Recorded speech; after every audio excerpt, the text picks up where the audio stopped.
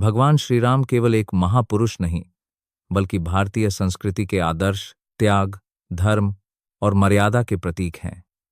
उनका जीवन एक ऐसी धार्मिक और नैतिक गाथा है जो युगों युगों तक मानवता को मार्ग दिखाती है। भगवान राम का जन्म त्रेता युग में कौशल देश की राजधानी अयोध्या में हुआ था। वे राजा दशरथ और रानी कौशल्या के पुत्र थे। राजा दशरथ के अन्य दो पत्नियां थीं, सुमित्रा और कैकेयी।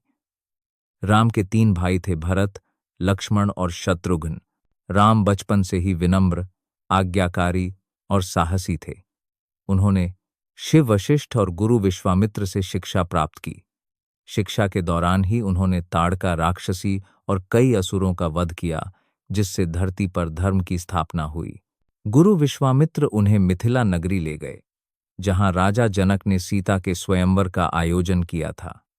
स्वयंवर की शर्त थी कि जो शिव धनुष को उठा और तोड़ देगा, वही सीता से विवाह कर सकेगा। राम ने सहज भाव से वह विशाल धनुष उठाया और उसे तोड़ दिया। इस अद्भुत पराक्रम को देख जनक ने सीता का विवाह राम से किया। भरत, लक्ष्मण और शत्रुघ्न ने भी जनक की बेटियों से विवाह किया। जब राम के राज्याभिषेक की घोषणा हुई, तब अयोध्या में हर्ष छा गया। लेकिन तभी कैकेयी को एक दासी मंथरा ने भड़काया। कैकेयी ने राजा दशरथ से अपने दो वचन मांगे। 1. भरत को राजा बनाना। 2. राम को 14 वर्षों के लिए वनवास भेजना। राजा दशरथ यह सुनकर व्यथित हो गए, पर वचन निभाने के लिए मजबूर थे। राम ने बिना किसी विरोध के वन जाने का निर्णय लिया। सीता और लक्ष्मण भी उनके साथ वन चले गए। वन में रहते हुए राम ने कई असुरों का वध किया। उन्होंने निषादराज, शबरी, शिव, मुनियों और वनवासियों से प्रेमपूर्वक व्यवहार किया। उनकी सादगी, धर्मपालन और सहनशीलता से सभी प्रभावित थे। वन में रहते हुए लंका का राक्षसराज रावण सीता का अपहरण कर ले गया। वह उन्हें पंचवटी से लंका ले गया। राम अत्यंत दुखी हुए, पर उन्होंने हार नहीं मानी। राम और लक्ष्मण की मुलाकात हनुमान और सुग्रीव से हुई। उन्होंने सुग्रीव को किष्किंधा का राजा बनाने में सहायता की और बदले में सुग्रीव ने सीता की खोज के लिए वानर सेना भेजी। हनुमान लंका पहुंचे, सीता से मिले और अशोक वाटिका में उनका संदेश राम तक पहुंचाया। लंका से लौटने के बाद वानर सेना के साथ राम ने सेतुबंध, राम सेतु बनाया और समुद्र पार कर लंका की ओर कूच किया। राम और रावण के बीच घोर युद्ध हुआ। लक्ष्मण को मेघनाद ने मूर्छित कर दिया, पर हनुमान संजीवनी बूटी लाए और लक्ष्मण बच गए। अंततः राम ने रावण का वध किया और सीता को वापस पाया। उन्होंने लंका के राक्षस विभीषण को वहां का नया राजा बनाया।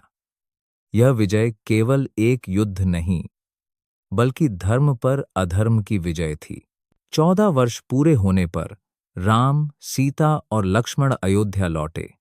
प्रजा ने दीप जलाकर उनका स्वागत किया और यह पर्व आज भी दीपावली के रूप में मनाया जाता है।